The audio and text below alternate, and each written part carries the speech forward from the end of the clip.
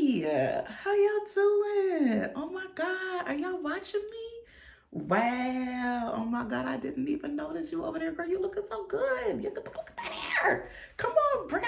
Yes, wow, wow. Oh my God, I feel so special that you tuned in with your beauty, girl. God, I love you. Hey guys, how you doing? It's Rebecca, only black girl here, checking in for this week's talk. Today I am doing another adoptee talk video, which for those of you who are new to my channel is basically just when I come to talk about adoption specific shit. This week I wanted to do something specifically for adoptees. A lot of my content is focused around educating adoptive parents and just education on adoption in general. But I wanted to do something specifically for adoptees and specifically transracial adoptees because guess what? That's me, transracial, no dolezal.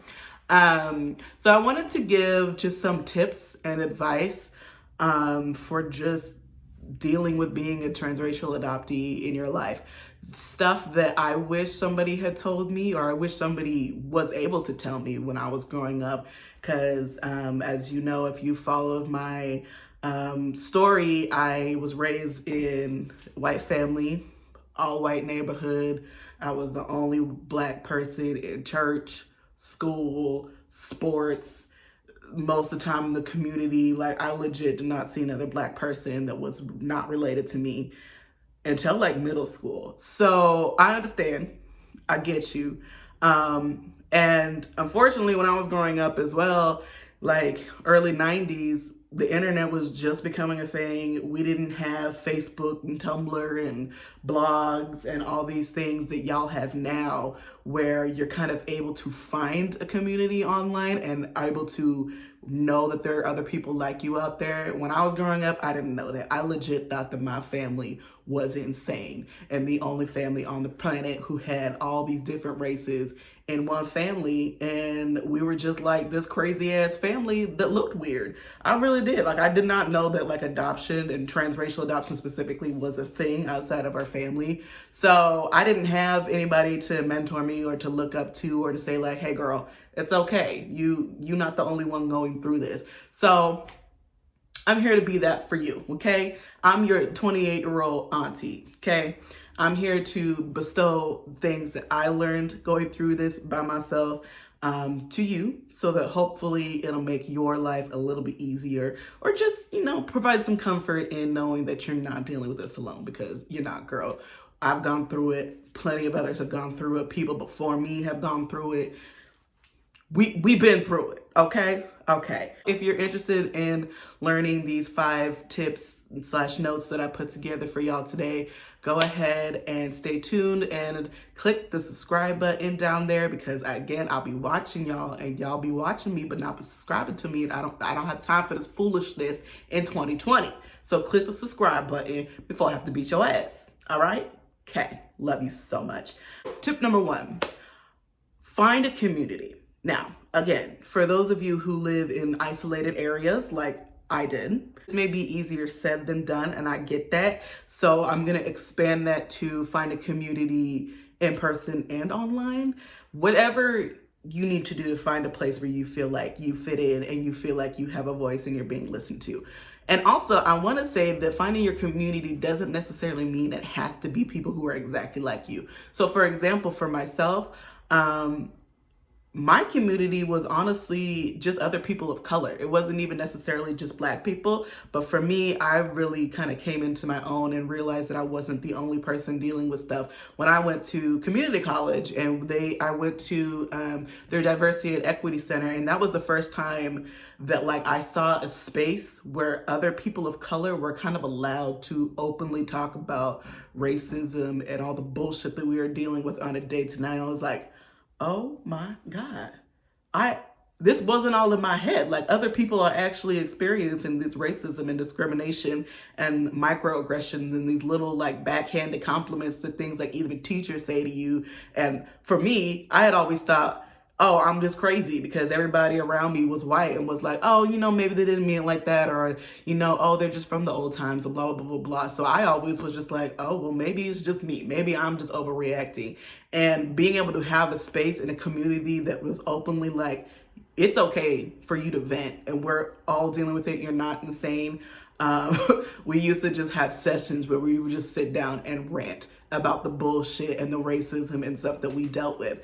So my point is, so that group for me wasn't heavily black based. Again, just because we're in Olympia, Washington, there's not a lot of black people, but it was a lot of people of color, non-black people of color, specifically a lot of Pacific Islanders and like Asian.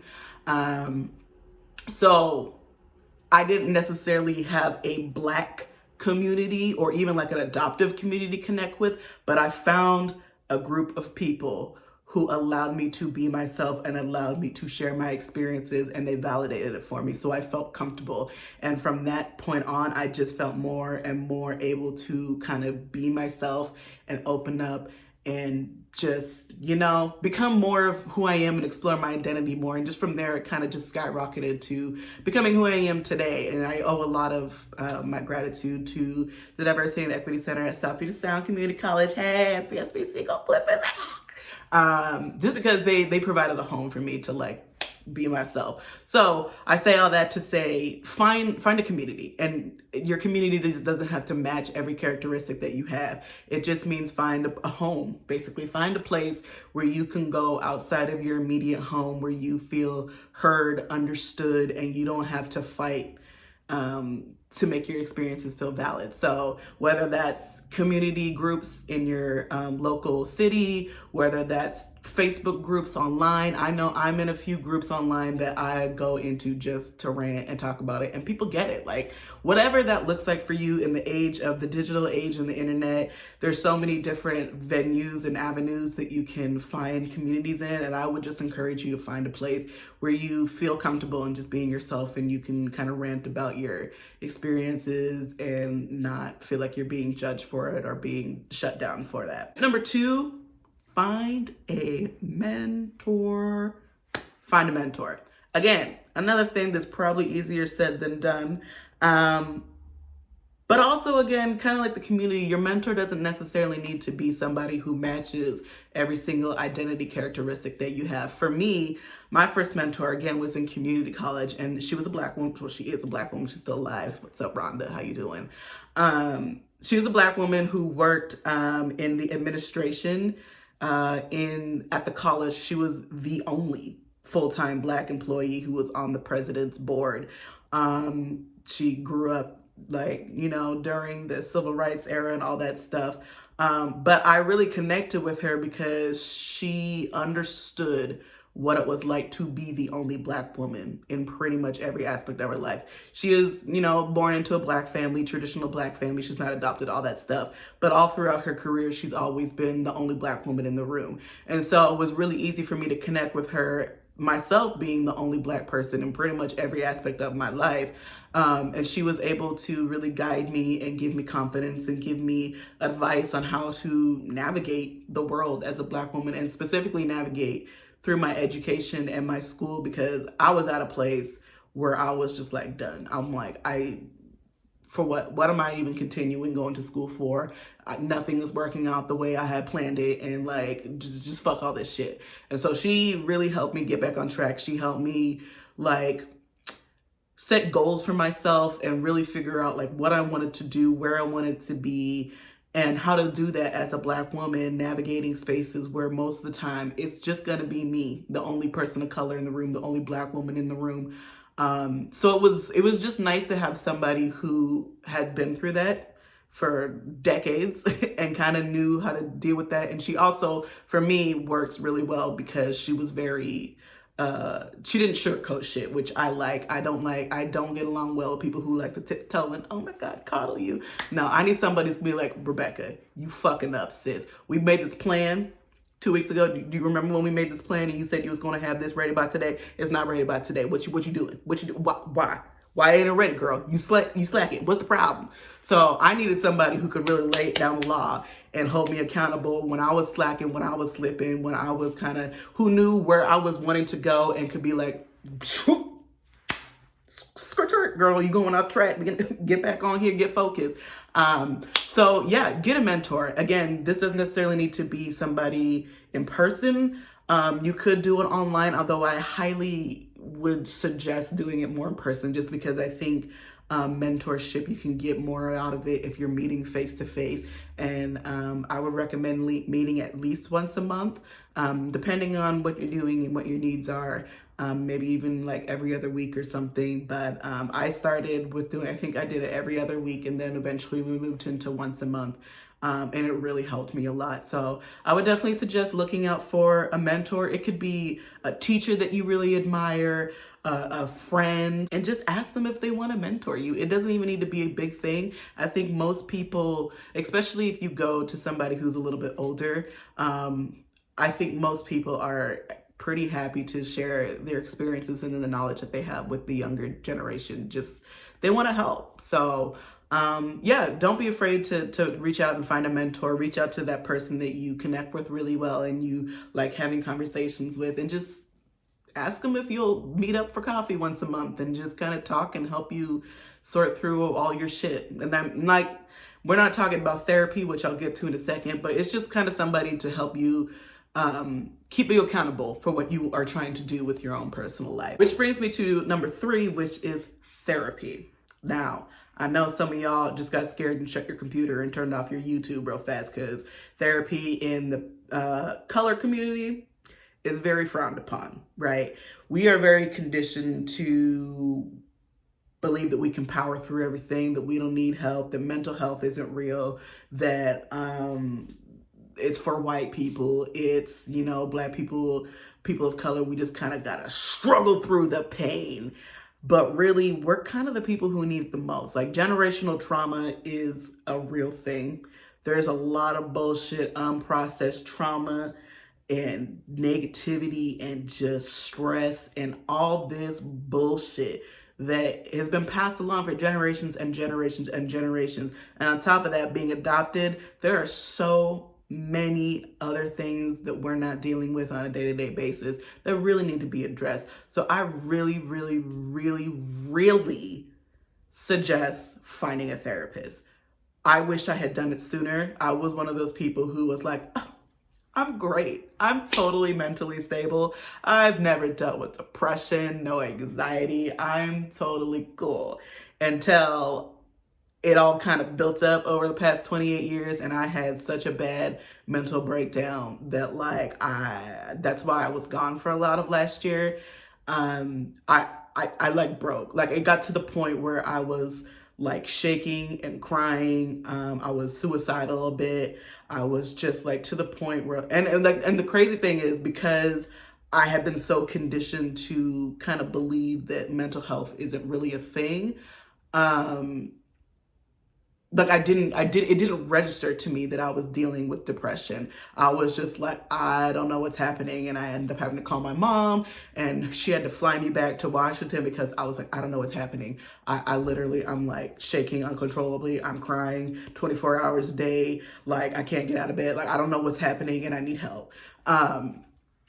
So I didn't realize that I was dealing with a lot of stuff until it was too late. I don't want to say it's too late, because it's not too late, because I'm getting help. But I wish I had started a lot sooner, because now that I'm in therapy, I'm realizing there's a lot of unprocessed stuff with my adoption, and just with a lot of the stuff that I grew up with that is traumatic, and just stuff that I had kind of always pushed off as just like, oh, well, that's just kind of how life is, you know, just got to power through it, and realizing that that's not really healthy. And so I'm working with a therapist now, and it's great. I'm able to kind of go to somebody and rant and just kind of get shit off my chest, even just from being a Black woman in America. Like, literally the first 3 sessions I had with her was literally just me ranting about how on edge I am all the time, just being a Black woman in America, because literally anytime I step outside my door, I could be murdered.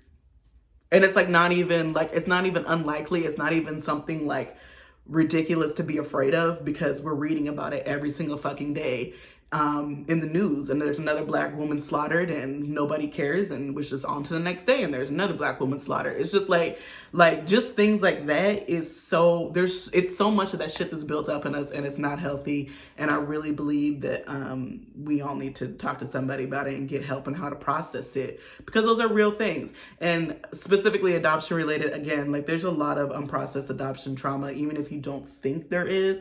I promise you, there's a lot of adoption stuff. And even if you don't think there's trauma, I think it's just healthy to have somebody to go and talk to who's not invested personally in your life, because they can really give you an objective point of view on how to deal with things and like how you're feeling and what you're dealing with. So please find a therapist. I know not everybody has insurance. I know that. I would definitely recommend checking out Therapy for Black Girls. And no, you do not have to be Black or be a Black woman to use the website. It's simply a directory that lists Black women who are therapists. There's also I'll post the link down in the description, but there's actually a directory of therapists who work specifically with adoptees. So I will post that link if I can find it down in the description. And then for those of you without insurance, I highly suggest you check out openpathcollective.org. I currently go through them, but what they do is they you pay a one-time fee of $60, and then they connect you with therapists who work with you on a sliding scale from $30 to $60.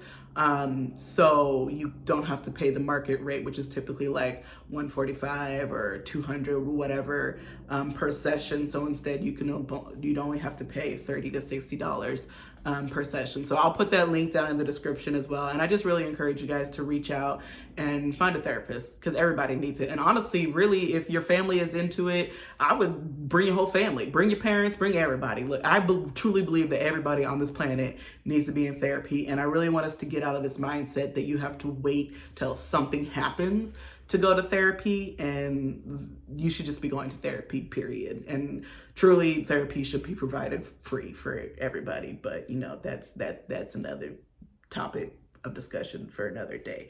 But yeah, find a therapist. Okay. Advocate for yourself. Advocate for yourself. You know who you are. You know what you're dealing with. You know what your triggers are, what your stress is, what where you're trying to go, what your goals are. And I want you to advocate for yourself. I know for a lot of adoptees, a lot of women of color, we are very much, our experiences are invalidated a lot. We're kind of silenced, we're kind of pushed to the background. We're taught to just kind of swallow the bad and just kind of keep on trucking, right? Because that's just life. Racism just happens. Traumatic things just happen. And we're just gonna power through because we're strong Black women. Yes. That's not okay. Your feelings are valid, your experiences are valid, and I really want adoptees specifically to start advocating for themselves. And when you share an experience or your parents try to wave it off, say no, I'm not imagining that. It's not okay that she's 90 years old and say calling me a nigger or whatever it is. Don't let people wave your experiences off. Don't let people try to invalidate your feelings. I really want adoptees to feel empowered in themselves and believe in themselves enough to stand up and advocate for themselves. If you need something that your family is not providing, say so. And if they don't want to provide it, then that leads me to my next point, which was don't be afraid to leave. Like, I know that sounds harsh, and I don't even mean leave as in like cut off your family, say fuck you. But I mean, honestly, if that's what you need to do, that's what you need to do. But I mean, don't be afraid to leave as in don't be afraid to do what you need to do for yourself, which kind of ties into the advocate for yourself. For me, I knew that I needed to live elsewhere, which is why I do not live in Washington, and I don't ever plan on moving back to Washington. For me, like, I need my space. I love my family to death. I truly do, and they all know this. I love them to death, but like, y'all are a lot. I can deal with y'all in like 2-week doses, maybe a month tops, but that's pushing it. By that time, I'm ready to gouge somebody's eyes out. You know, so that's something that I needed to do. And I knew that I needed to do that way back in like high school. And that's why I picked a college literally on the furthest point away in the country, like Seattle, all the way over to Boston, y'all. And so I knew that I needed to get out of the house. I knew I needed to be in a space where there are more people of color, where there are more opportunities for me to feel more comfortable and to fit in. And so I left as soon as I possibly could. And I'm not going back. And that's just something that I needed to do for myself. And so I want to encourage you guys to leave if you need to. And again, I don't mean that like maliciously. I just mean that like, you need to do what you need to do to make yourself feel comfortable to be sane, to live your life how you need to live it. And if you're feeling really like claustrophobic and just like down and just whatever it is in the current situation that you in, I encourage you to explore getting out of that situation. And again, I know it's not super easy. It wasn't easy for me. It's still not easy for me. I'm still living paycheck to paycheck, and half the time I still can't pay my bills. I got so many debt collectors after me because it's hard out here.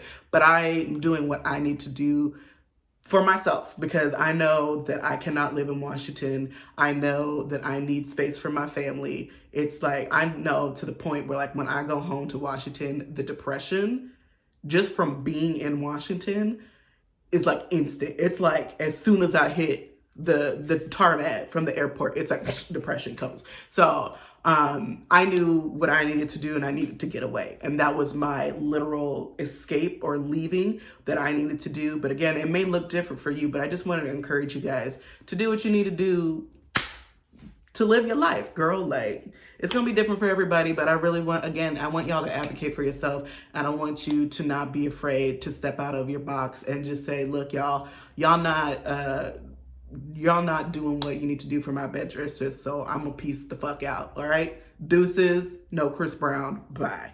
All right, cool. So if you guys have any questions or comments, go ahead and leave them down below. Please like this video. It helps me out a lot. If you haven't subscribed, please hit that subscribe button, and I will see you guys next time. All right, bye guys. Mwah.